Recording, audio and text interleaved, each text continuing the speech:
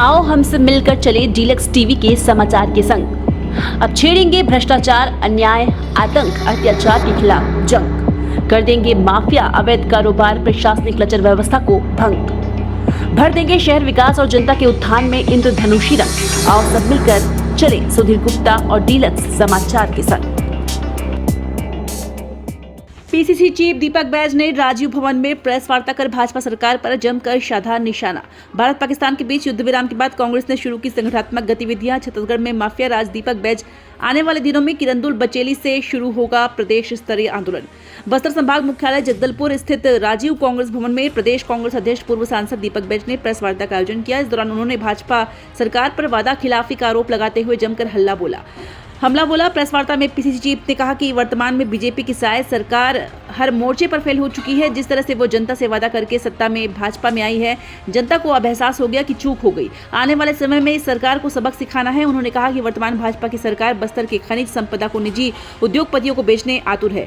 NMDC बेहतर काम कर रही है और ये सरकारी उपक्रम भी है। इसके आड़ में निजी उद्योगपतियों को खनिज संपदा बेचने का भाजपा का यह खेल कांग्रेस बर्दाश्त नहीं करेगी। उन्होंने कहा कि सरकार ने आर्सलर और रूंटा को यह खदान बेचने की तैयारी कर ली है। इस बात को लेकर हमारी शंका भी थी और सही भी निकली। उन्होंने यह भी कहा कि युद्ध विराम हो चुका है और अमेरिका के दबाव में सामने सरकार झुक गई। देश की जनता हतप्रभ है कि हमारे देश का फैसला अमेरिका कैसे ले सकता है। इस हेतु संविधान बचाओ यात्रा भी कांग्रेस पार्टी हर जिले से निकालेगी। इंद्रावती नदी सूख चुकी है। चित्रकूट जगदलपुर लगभग 40 किलोमीटर के लोगों को यह पानी मिलना चाहिए। कांग्रेस के दबाव में कारण इंद्रावती को बचाया जा सका, ये सभी जानते हैं। कांग्रेस शासनकाल में जिले के 10,000 से भी अधिक आदिवासियों ने आंदोलन कर नंदराज पहाड़ को बिकने से बचाया था। सरकार किसी गलतफहमी में न रहे। उन्होंने हाल ही में हुए करीगेटा नक्सली घटना पर भी संदेह जाहिर करते हुए कहा कि सरकार इस मामले में कुछ छिपा रही है।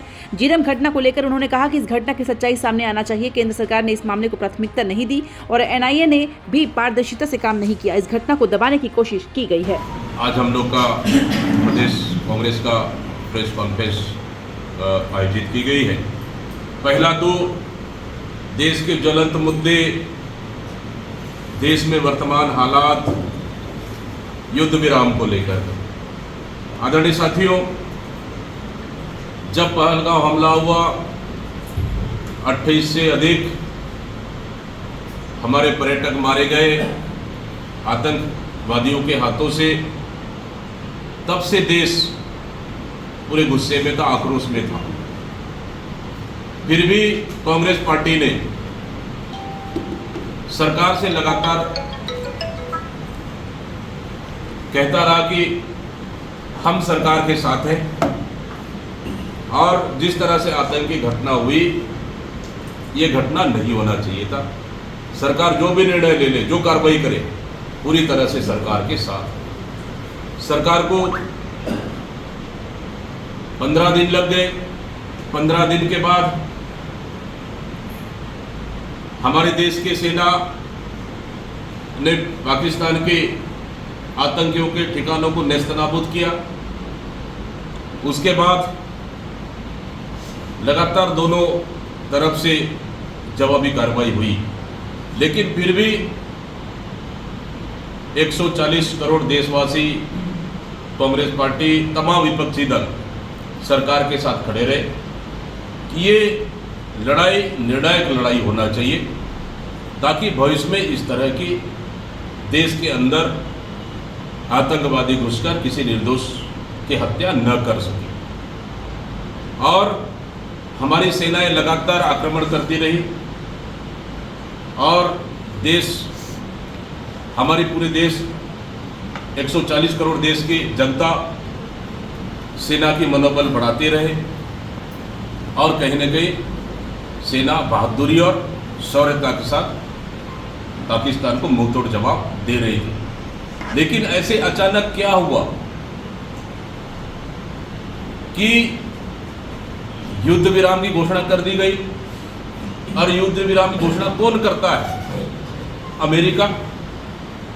अमेरिका कौन है जो हमारे दो देशों के बीच में फैसला करने वाला? ये हमारा सवाल है। और यही नहीं, अमेरिका के राष्ट्रपति डोनाल्ड ट्रंप ने धमकी भरे शब्दों में कहा कि युद्ध विराम कर लो, युद्ध रोक दो, नहीं तो हम दोनों देशों के व्यापार को रोक देंगे। और इस धमकी से भारत ने भी युद्ध विराम रोक दी, प्रधानमंत्री ने युद्ध विराम रोक दी। लेकिन सवाल सबसे बड़ा ये आ रहा है अब देश की जनता में कि आखिर क्या प्रधानमंत्री जी अमेरिका के व्यापार बंद करने से युद्ध विराम अगर हुआ, क्या ये देश के लिए सही है क्या?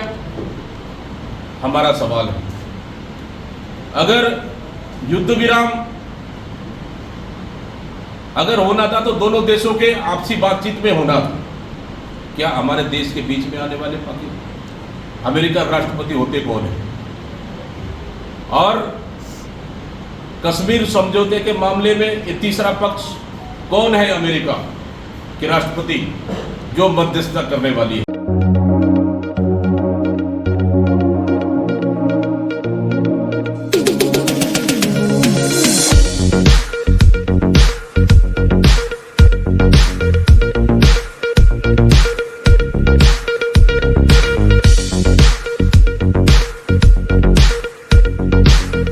रोजाना धमतरी जिले की छोटी बड़ी खबरें पाने के लिए धमतरी डीलक्स टीवी समाचार के साथ जुड़े रहें।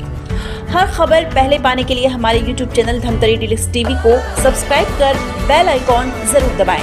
इसके साथ ही साथ हम आपको रोजाना धमतरी जिले की छोटी बड़ी खबरों से आपको रूबरू कराते रहेंगे।